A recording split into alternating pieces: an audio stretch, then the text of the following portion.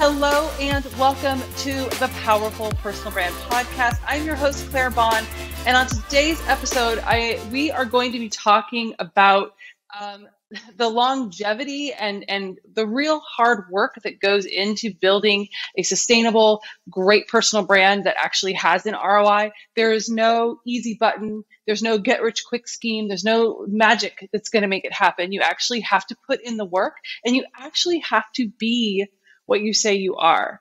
So we're really going to dig into that today. I hope you enjoy this episode. On today's episode, I am excited to be joined by Liz Haar. Liz is an accomplished entrepreneur and executive who leads the business development team at Hinge. She began her career by co-founding a tech firm, and today Liz brings over 2 decades of experience in strategic planning, brand management, and communication to Hinge's audiences. A visible expert in the professional space, she regularly writes articles, conducts webinars, and speaks at professional service events around the nation. Liz, thank you so much for being here. Hi, thank you for having me. I'm excited to have the conversation. Yeah, well, it's always fun to talk to people that know this space, because there's a lot to kind of bat around about this. So let's kind of talk about it. So you have this phrase, a visible expert. So what exactly is a visible expert?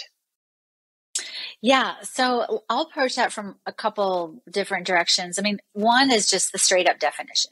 So a visible expert has 2 attributes. One is they are visible for a certain expertise in their marketplace. So it's in their target audience. And the other attribute is they have a reputation for a specific, a specialized expertise. So in other words, you can't just be visible. That doesn't count, and not have a reputation for something, nor can you just have a reputation and have that count, because that reputation needs to be visible. So a visible expert is in fact a professional that has a high level of marketplace visibility and a reputation for specialized expertise. And so with that in mind, if you think about it, like these are the people who get the keynote slots at, they don't have like the last half hour on Friday evening at a 5-day conference. They're the ones that get quoted in top publications where their audience is reading. So these are the ones these are the professionals who are visible in the marketplace that they serve. And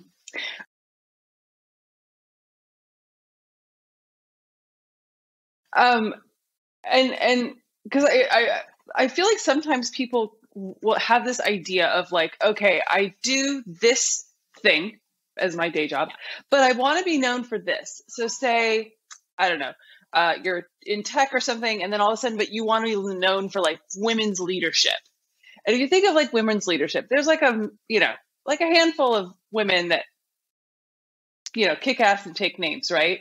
And so you're these visible experts. So what advice would you give for somebody that like necessarily doesn't have that kind of like that expertise and all that sort of stuff that you were talking about?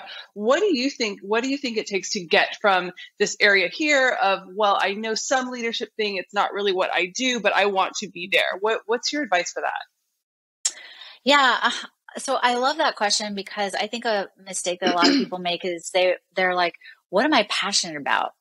And I'm going to do that. And that's great. Like you can, but you have to steady your aspirations around that. Right. So, if you have aspirations to be known for something that you aren't yet, what I would do is, first and foremost, just be realistic about, what do you mean by you want to be known for this? Do you want to be like a global household name, or do you just want to be known in like a little micro community? So setting that expectation is important, because depending on where you want to be, you're going to carve a different path forward, and you're going to have a different, rate of acceleration. And another thing I would do is study the audience that you want to take that expertise to. So if you want to be known for some dimension of women's leadership, well, what is it specifically? Because that's very broad. And Mm-hmm. so what specifically, thinking about the intersection of who you want to be visible to and what's important to you, like what are you passionate about? That intersection is a really good indicator of like, okay, within women's leadership, what am I actually going to be known for? Like what specifically? And then the third thing I would do is once you figure that out, make sure it's differentiated. Like if 50 other women own that space and you're not in it yet, that's a tough hill to climb. So maybe go after something else. But studying the landscape, what other experts are already there? Is it owned? Does it have a long shelf life? Is it something relevant to your audience? Like that's very, very important to consider. So those are the things I would do. If I were to wake up one day and say, hey, I'm not doing what I'm passionate about and I want to get there. Yeah. Well, because I think that's like one of the biggest things is that people think they think about using their personal brand to get to where to get to this thing way over here instead of saying, okay, what am I today? And lean into that and maybe you can kind of create a path to get to this. But yeah, I think for me, I think that's like one of the things that people definitely need to kind of look at, especially in, like you said, really look at these spaces and see how crowded they are. And are you really going to knock someone off their pedestal that's making millions of dollars in keynote speaking and books? And that's a really figure out your specific things. I think that is one of the things that a lot of people fall into that trap of that looks really cool. I want to do that when they don't have any Claire, experience. You are so right. You're so right. And if I had, like, you're just listening to you, you're making me think, if I had to say one thing, I would say, figure out how you are relevant. Because at the end of the day, it doesn't really matter what you want to do and what you love and what you're passionate about. Like, it's great, but just don't have expectations of being super visible or super impactful without figuring out first, is this thing that I so aspire to be known for, is it actually relevant to the people I want to be visible to? And that's really the key. Like and there are specific ways to figure that out, but that's really what you have to keep in mind. I think that's kind of like one of the things that people don't. Yeah, I think that people don't think about. They just think about like that's what I want, and make magic happen to get there. And you're like, well, you can always make magic happen with a bunch of ads, but I feel so. What is your thought of like authenticity? Because we're kind of talking about that too. If you want this thing, maybe the people that are in the space are authentically that. And if you are not, especially at this day and age, at this moment, you aren't authentically this thing that you want to be, a leader in the women's leadership space. Like, what is your feeling on that? I love that word. I think it's like a major driver of what professionals need to do when they're thinking about their personal brand as a visible expert. Because if you think about it, anyone can say like, hey, I'm this. And look at me, I've got all these shiny rocks around me and isn't it great? And like, that's fluffy and doesn't matter. And it just contributes to the noise. And that's a very noisy, crowded marketplace, right? Yes. So authenticity is the thing that differentiates. Why? Because it's hard. It's hard to authentically lay a stake in the ground around a certain type of expertise, because in order to do that, you have to be regularly producing proof that you're an expert in that. And that's why things like blogs work so well. It isn't like everybody blogs, so you should blog too, and like get on the blog bandwagon. It's not that. It's that in order to produce valuable content, thought leadership that people find interesting, find helpful, find informative, it has to be unique and authentic. And so to be like, bringing this full circle, to be a visible expert, you really have to have that authenticity in your game. Otherwise, I think you're just, a jack of all trades contributing to the noise out there. Yeah, that is something my co-founder always discusss about. Like, you have to rise above the noise. There's a lot of noise out there. There's a lot of kind of posers, fakers, people that are like, 2020 happened and everyone is like, I have to be online now. Oh, what am I an expert in? Oh, and so there's a lot of people that may have started out going like, I'm an expert in this, and they're not here in the space anymore. They're not in the space anymore because it didn't work, because they were faking it. And the ones that actually, have kind of put in the work are the ones that are still around. And I think that's ultimately the one thing, that kind of what we're talking about, where I wanted to make this stretch to be something I'm currently not. But yeah, I mean, it's a stretch, and the ones that are going to be there for the long term are the ones that are putting in the work. And if you really want to get there, then you need to put in the work to get to that space. Because if you can't authentically talk about, and share your expertise on that from a place of full knowledge and authority, why is anyone going to believe you over someone else?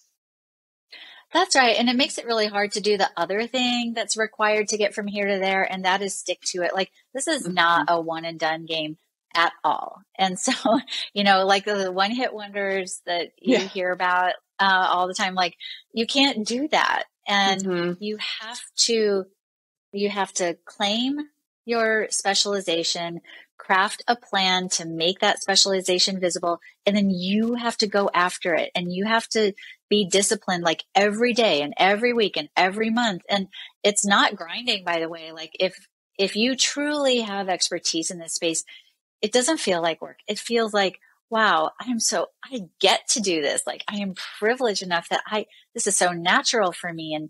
So it's time consuming, but it's not grinding. Right. And, but you got to stick to it. And that's probably one of the biggest places where I think people who want to build brands as visible experts fail, is they're just like, ugh, I can't do this anymore. And, doesn't work. Yeah, well, I mean, but that's where I think the people that succeed and do it the best, and will actually see the compounding effect, is what I like to call it, of your personal brand, are the ones that literally do want to help people. If you don't have that, I think that you're just gonna, you'll get frustrated. The cracks will start to show of you not being authentic. What do you? So I love how you just said that, because it is about helping people, right? And helping people doesn't need to mean anything more than educating them. That's helping, educating them, helping them learn a better way to do something, a better way to make decisions, a more efficient way to grow their own companies, whatever it is, you are helping them. And so if your brand is all about you, it's going to fail fast. Your personal brand needs to be about your audience. That's why that relevancy that I talked about earlier is so important. That's why authenticity is so important. If it's about you, goodbye. You're going to have to find another day job. Yeah, no, I completely agree, because I always say that your personal brand is not for you, it's for your audience. And if you're falling short on that, that is, people are going to see that. Well, so what have you done with your personal brand? Like, you've had many different jobs. That you started a tech firm, and now so tell me about kind of your journey, and how it's led you to this space today, and how personal branding is kind of layered in there. Yeah. I mean, my journey is widely varied. So, anybody who's listening to this shouldn't worry. Like, to be a visible expert, you don't have to have done the one thing from day one, and you do that forever and ever and ever. Like, in fact, I think variation is a great thing that helps experts, because you're not so unidimensional. You're like, you've covered ground, and you can really relate on a lot of levels. So, like, really nothing in my formal academic or professional career has anything to do with marketing. But I'm a partner at a marketing and branding agency for professional services. And the reason it aligns so well with my past is because my past was living in Japan, speaking Japanese, and living in a village where they never had any Westerners before. And I thought my whole life was going to be about bilateral communications. And what's marketing? It's communicating. It's communicating things that people don't automatically get, and you're doing it in a way that brings value. So in a way, the stuff that I did out of grad school, where you think you're never going to use that again, is actually really tied to what I'm doing today. And so as I've carved my path to visible expertise, I've really leveraged the past, even though it doesn't seem like it has anything to do with marketing. Mm-hmm. And I think that because I work on a daily basis with leaders and CEOs and founders and principals and partners, they also like knowing that I'm not going to bring out a marketing 101 book and, start giving the standard spiel. I'm speaking from experience. I'm speaking from having started a firm myself. I'm speaking from the perspective of watching every single penny and and holding it accountable for performance. And so those are the experiences that allow me to bring authenticity to the table when I'm speaking with a leader. Whereas if I had carved just like the super traditional path and very expected, and, I didn't really have those experiences, I don't know that I would be that credible to the leaders that I'm helping grow their own companies. Yeah, no, I could do see it. I definitely have a traditional marketing background, Fortune 500s in New York, but yeah, I'm a former actress. I mean, you have to market yourself. So I've been marketing myself the entire time, but having that formal background for me was great, and it's led me to where I am today. So I think it's every single person is different. I think that's another thing too. As well, a lot of times there is space for everybody in a market. The ones that truly are there and are actually really good at it, are authentic, have the authority, can influence people. Those are the ones that will stay. And the ones that, are like, that's cool. And, the shiny object syndrome, like you mentioned, those are the ones that are going to not make it. So, yeah. Absolutely. Absolutely. And and I think there are a lot of experts out there who do have the formal, more traditional academic and professional background in whatever their disciplines are. And that works, like to your point, that works just as well. And I guess what I'm saying is people don't have to be concerned, like if they didn't follow the traditional path and they don't have, because I always thought, well, who's going to take me seriously when I'm in front of these clients? Like, why would they believe me? I can't even say that I had this formal XYZ in my background. But the fact that you've done it is the same. Yeah, exactly. Yeah. So So there's a lot of space, but you definitely need to be authentic, and it needs to be true. Because if you have you technically have learned maybe like learned in school or something like that, but you actually have no real world experience. You really don't have any idea of what you're doing. That's so true, and I think that that experience helps you command the room, if you will, because visible experts really. I'm not saying they need to be, obnoxious and loud. And in fact, I don't know if there's any room for that. No one likes that.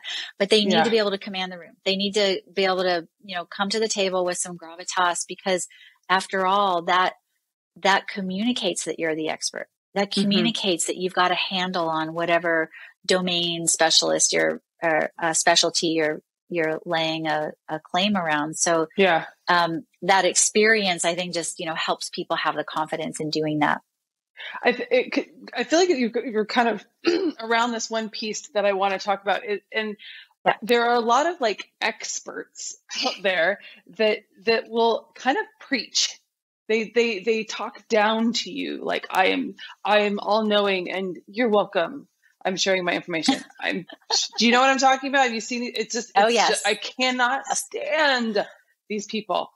And then you have the ones that are a little sloppy, a little messy around the edges. Maybe they curse, whatever it is. Their videos, they're kind of, they're splicing things together. But the information that they actually share is valuable. You're like, wow, that was a very interesting point. I hadn't thought about that. Whereas these other people that are kind of like very structured and they're like, I am preaching and it's all of this. And I don't find value from those people. I unfollow those people because I'm like, maybe you are an expert, but you're trying too hard. You're pushing too hard. You're trying to make me like you. And I just don't. I mean, maybe they do resonate with some people, but my feeling is if you're just like really authentic and you're talking to your best friend, you're not going to have this kind of like, I am better than you attitude. What is your take on that kind of?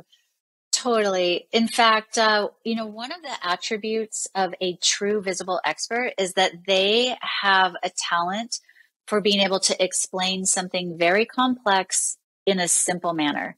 That is difficult to do because think about when, like you're writing an article, it's almost easier to over explain and end up with like, 2,000 words than it is to say something very simply and straightforward in a condensed manner.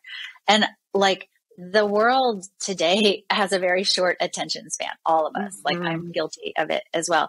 And so we're craving wisdom, authenticity, and digestibility. And so a true visible expert will be able to, in a quick, condensed, concise manner, explain the complex in a simple way. So the people who can't do that, I feel those are the posers. Those are the ones who have to use platitudes and acronyms and jargon and like everything else so they can talk over people to compensate for what they don't know.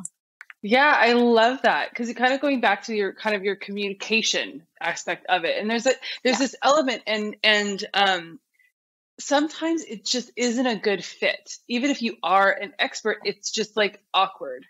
And I think that if you want to get to that point where you're very comfortable, and I agree, I love that you kind of said keeping things in simple terms. There's one thing that I'm like very, very good at. It's like, oh my God, I'm like when I write, like when I had to like when I remember in college, I was in a writing intensive class and like, I had to do like 10 pages and I'm like sweating. Yeah.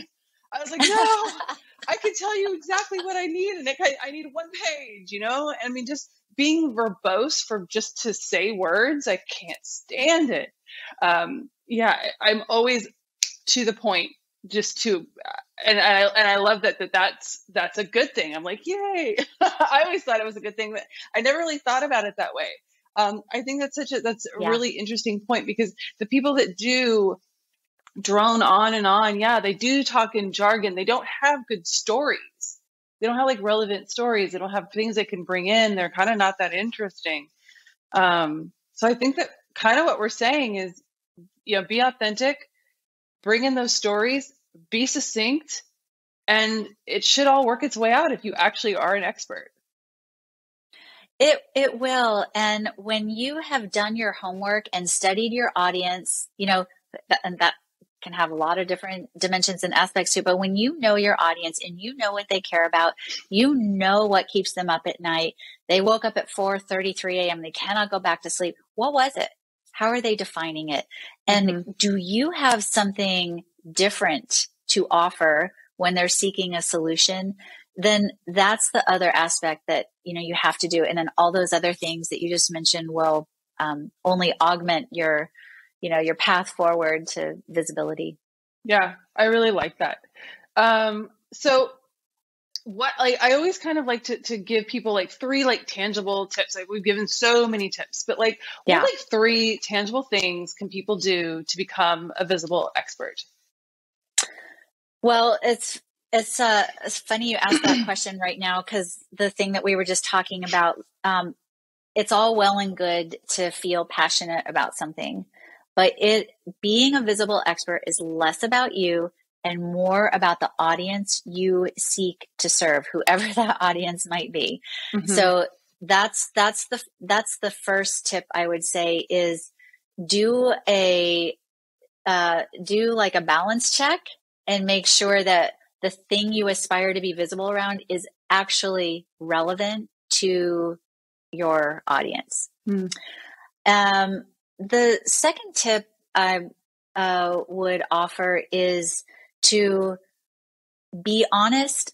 Speaking of authenticity, be honest about your skill sets, because to be a visible expert, you kind of have to think about the 3 pillars of expertise or of visibility, and that's speaking, publishing, and networking.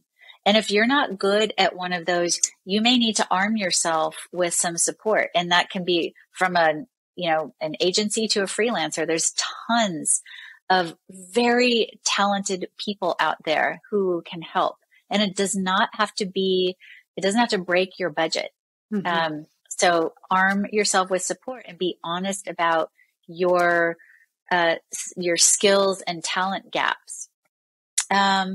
And I think the third, and this gets to where I see most experts and firms fail, is measure, track, rinse, repeat. Measure, track, rinse, repeat. You should be constantly measuring the performance that your visibility is bringing you. Are you bringing in more business? Is your pipeline getting stronger? Are you able to be more selective with the types of clients you're bringing on? Is your sales cycle shortening? And even just hard impact, like, are you bringing in more revenue? Are your billable rates higher? If you need to constantly measure and be aware of those performance metrics and keep doing it, so you know, hey, this needs to be course corrected over here. This thing is no longer working. Hey, the marketplace has really shifted, so I might need to also. Without metrics, you are never going to know. And you could go into a tailspin of putting money down the toilet, time and resources. You feel defeated at the end of the day because you're not getting anywhere. Without that tracking, you're not going to know. I don't know why people leave that out of the equation so often. It's really not that hard, but it is, to me, it's like the essential. Mm-hmm. Well, when you're talking about tracking, what are your thoughts? I mean, how important do you think tracking the content and, because you Google Analytics, the analytics on a social media channel, what are your thoughts on that kind of tracking? Yeah. I mean, so there's a lot of free tools out there that you can use to track. And I guess depending on what you're doing and depending on how quickly you need to get from here to there, that's in large part going to dictate what you track. But yes, you should be tracking. So the different types of content, how is it performing? And I think a lot of people think in terms of like, did this give me a direct lead? Did this give me a direct sale? Did this give me a direct client? It's not always like that.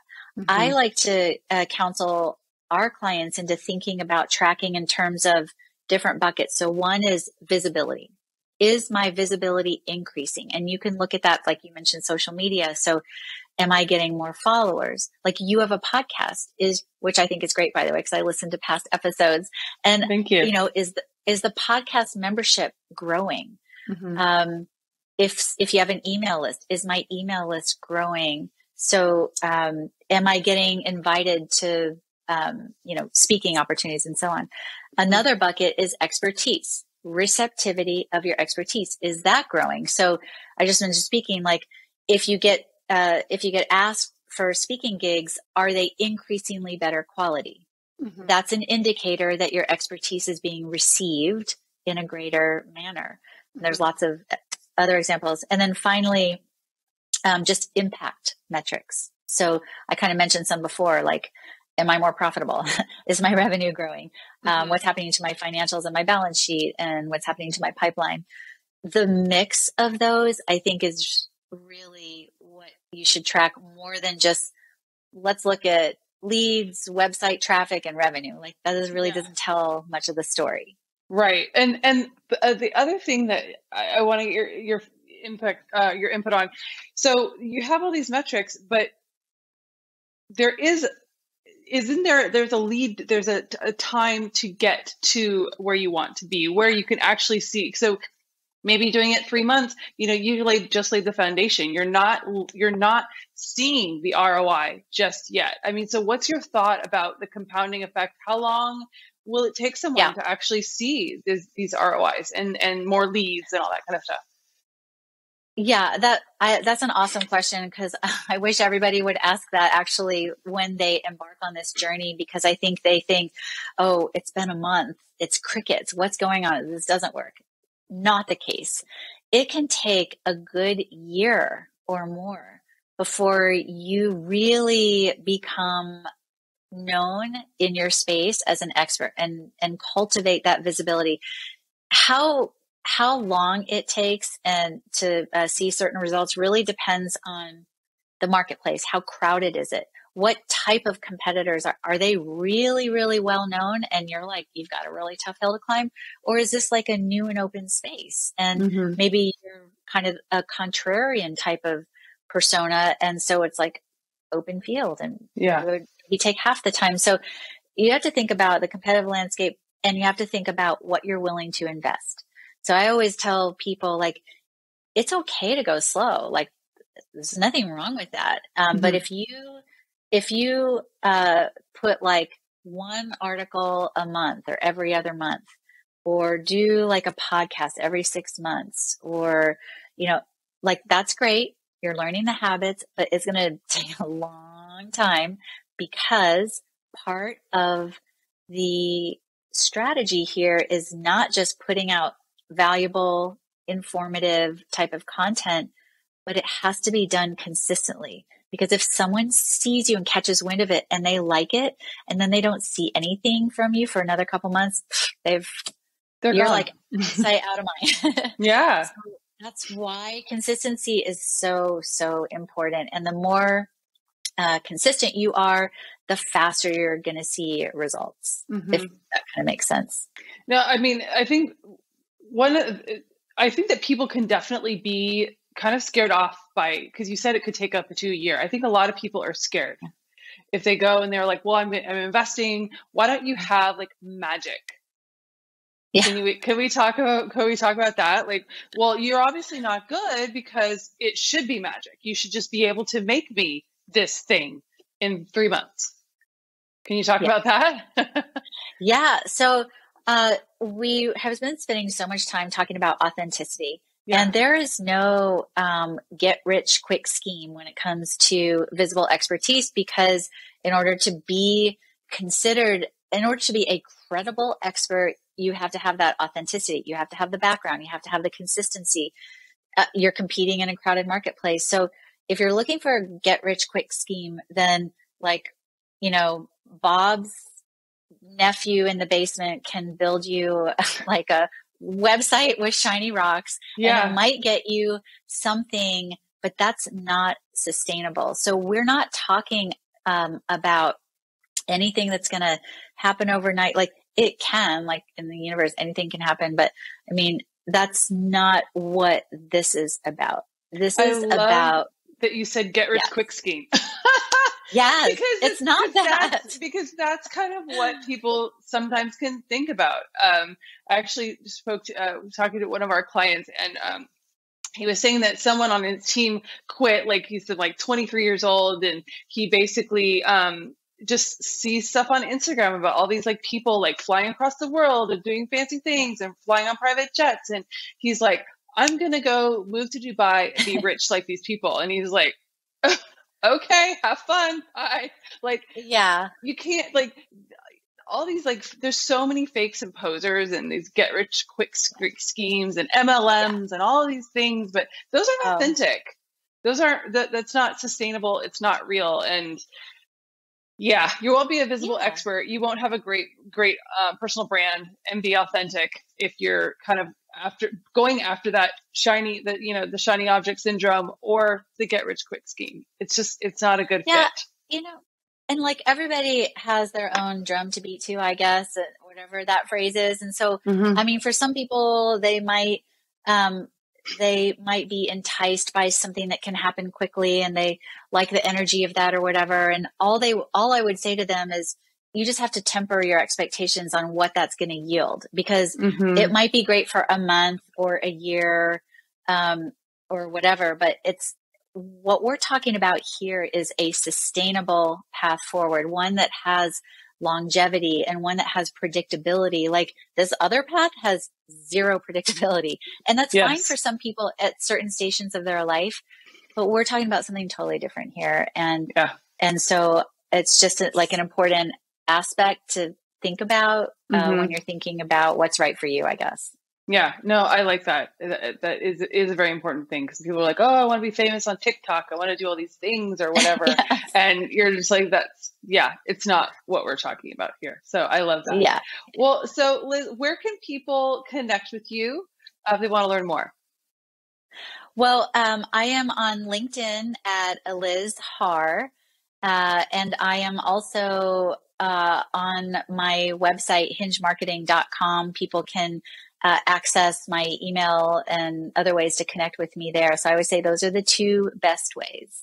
Awesome. Oh, Liz, it was so great to talk to you, and definitely a fun conversation. And I think there are a lot of nuggets for people to grab from this. So thank you so much for being here. I hope it was helpful. I love sharing this stuff, and it was really fun to meet you and talk with you. Likewise. Thank you so much for watching and listening, and I will see you in the next episode. Bye.